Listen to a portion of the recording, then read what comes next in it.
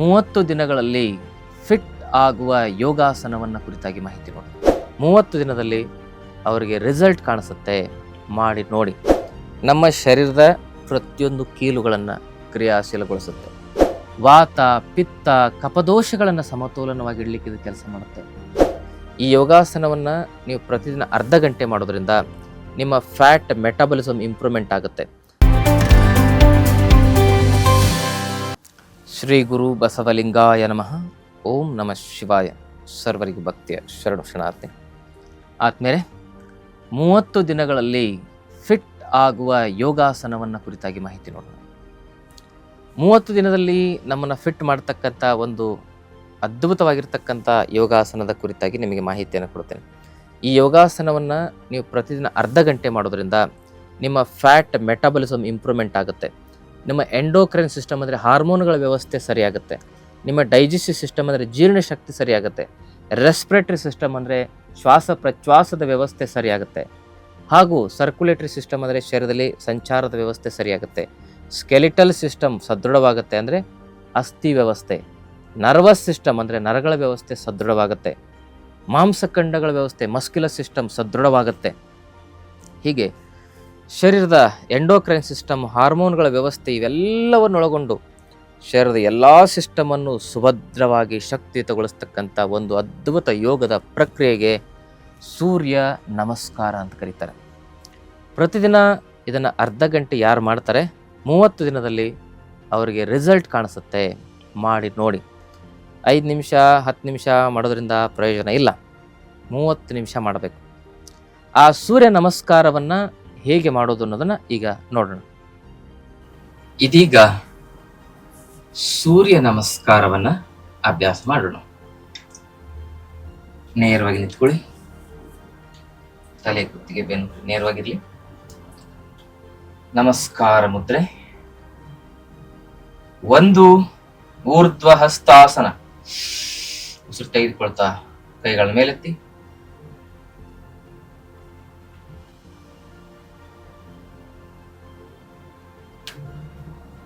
2 ಉಸಿರು ಬಿಡುತ್ತಾ ಕೆಳಗೆ. 2 ಪಾದ ಹಸ್ತಾಸನ.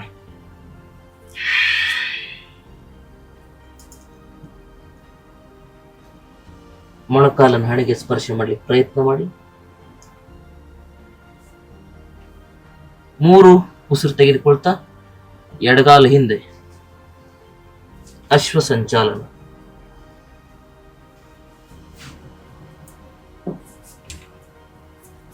ಕೈ ಪಾದದ ನೇರವಾಗಿರಬೇಕು,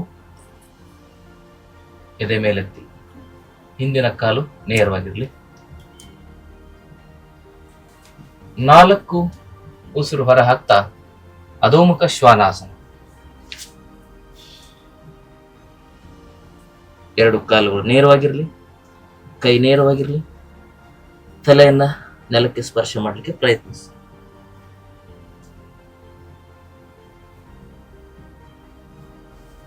5 ಅಷ್ಟಾಂಗ ನಮಸ್ಕಾರ. ಉಸಿರನ್ನ ಹೋಲ್ಡ್ ಮಾಡಿ, ಮೊದಲು ಮೊಣಕಾಲು, ಆಮೇಲೆ ಎದೆ ಮತ್ತು ಗದ್ದವನ್ನು ಇಲ್ಲಿ ಹಚ್ಚಿ. ಅಷ್ಟಾಂಗ ಅಂದ್ರೆ 2 ಪಾದ, 2 ಮೊಣಕಾಲು, 2 ಕೈ ಮತ್ತು ಎದೆ ಮತ್ತು ಗದ್ದ, 8 ಅಂಗಗಳ ಸ್ಪರ್ಶ, ಭೂಸ್ಪರ್ಶ, ಅಷ್ಟಾಂಗ ನಮಸ್ಕಾರ. ಉಸಿರು ಒಳಗಡೆ ಹೊರಗಡೆ ಹೋಲ್ಡ್ ಇರಬೇಕು. ಉಸಿರು ತೆಗೆದುಕೊಳ್ತಾ 6 ಭುಜಂಗಾಸನ.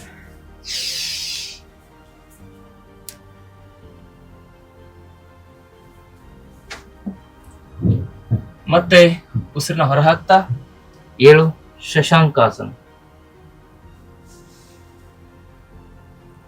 ಮತ್ತೆ ಉಸಿರು ತೆಗೆದುಕೊಳ್ತಾ 8 ಭುಜಂಗಾಸನ.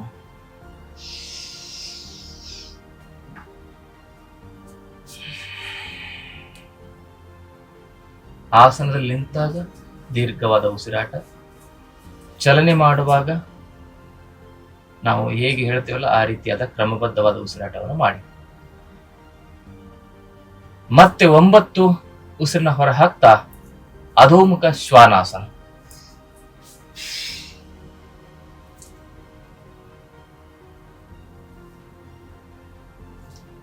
ಮತ್ತೆ 10 ಉಸಿರನ್ನು ತೆಗೆದುಕೊಳ್ತಾ ಎಡಗಾಲು ವಾಪಸ್ ಮುಂದೆ, ಅಶ್ವ ಸಂಚಾಲನ. ಎದೆ ಮೇಲೆತ್ತಿ ಕಾಲು ಎದೆ ಗಮನಿಸ್ತಾವ. ಈಗ 11 ಉಸಿರನ್ನ ಹೊರಗಡೆ ಹಾಕ್ತಾ ಬಲಗಾಲ ಮುಂದೆ ತನ್ನಿ, ಪಾದಹಸ್ತಾಸನ. 2 ಕಾಲುಗಳು ಜೋಡಿಸಿರ್ಲಿ, ಕೈ ನೆಲಕ್ಕೆ ಸ್ಪರ್ಶವಾಗಿರಲಿ, ಹಣೆ ಮೊಣಕಾಲು ಸ್ಪರ್ಶ ಮಾಡಲಿಕ್ಕೆ ಪ್ರಯತ್ನಿಸಿ. ಈಗ 12 ಉಸಿರನ್ನ ತೆಗೆದುಕೊಳ್ತಾ ಊರ್ಧ್ವ ಹಸ್ತಾಸನ.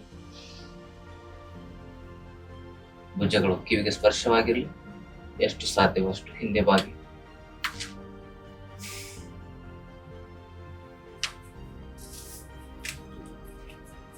ವಾಪಸ್ ಹಿಂದೆ ಬಾಗಿದಾಗ ಮೊಣಕಾಲು ನೇರವಾಗಿರಬೇಕು, ಹೆಚ್ಚು ಬಾಗಬಾರದು. ರಿಲ್ಯಾಕ್ಸ್. ಈಗ ಮತ್ತೊಂದು ಬಾರಿ ಸೂರ್ಯ ನಮಸ್ಕಾರ. ಎಡಪಾದದಿಂದ ಎಡಗಾಲಿನಿಂದ ಪ್ರಾರಂಭ ಆಯಿತು, ಅದು ಎಡಗಾಲಿನಿಂದ ಮುಕ್ತಾಯ ಆಯಿತು. ಈಗ ಬಲಗಾಲಿನಿಂದ ಪ್ರಾರಂಭಿಸಿ ಬಲಗಾಲಿನಿಂದ ಮುಕ್ತಾಯ ಮಾಡುವುದು ಹೇಗೆ? ಇದು 2 ಬಾರಿ ಮಾಡಿದಾಗ ಒಂದು ಆವೃತ್ತಿ ಆಗುತ್ತೆ. ಆ ರೀತಿ ಕನಿಷ್ಠ 12 ಆವೃತ್ತಿ ಆದ್ರೂ ಮಾಡಬೇಕು.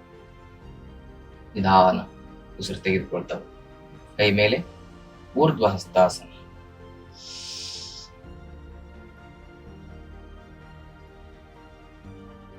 ಎರಡು ಉಸಿರು ಬಿಡ್ತಾ ಕೆಳಗೆ ಪಾದ ಹಸ್ತಾಸನ.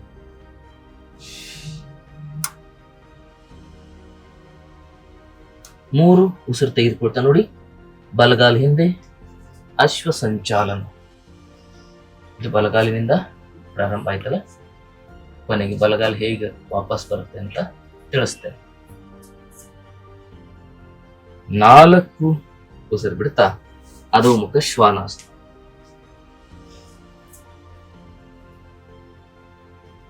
5 ಉಸಿರನ್ನು ಹೋಲ್ಡ್ ಮಾಡಿ ಅಷ್ಟ ಅಂಗ ನಮಸ್ಕಾರ.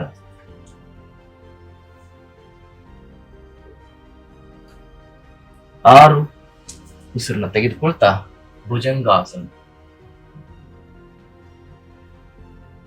7 ಉಸಿರನ್ನು ಬಿಡ್ತಾ ಶಶಾಂಕಾಸನ.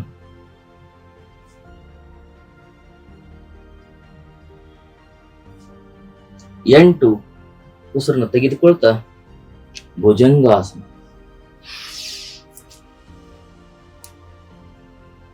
9 ಉಸಿರನ್ನು ಬಿಡ್ತಾ ಅಧೋಮುಖ ಶ್ವಾನಾಸನ.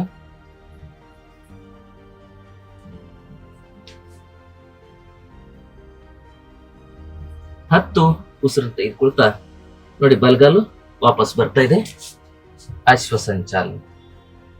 ಬಲಗಾಲು ಈ ರೌಂಡ್ ಅಲ್ಲಿ ಹಿಂದೆ ಹೋಗಿತ್ತು, ವಾಪಸ್ಸು ಬಲಗಾಲಿ ಮುಂದೆ ಬರ್ತಾ ಇದೆ.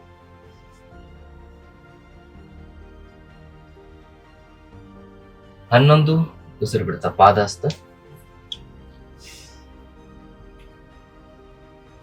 12 ಉಸಿರು ತೆಗೆದುಕೊಳ್ತಾ ಊರ್ಧ್ವಹಸ್ತ.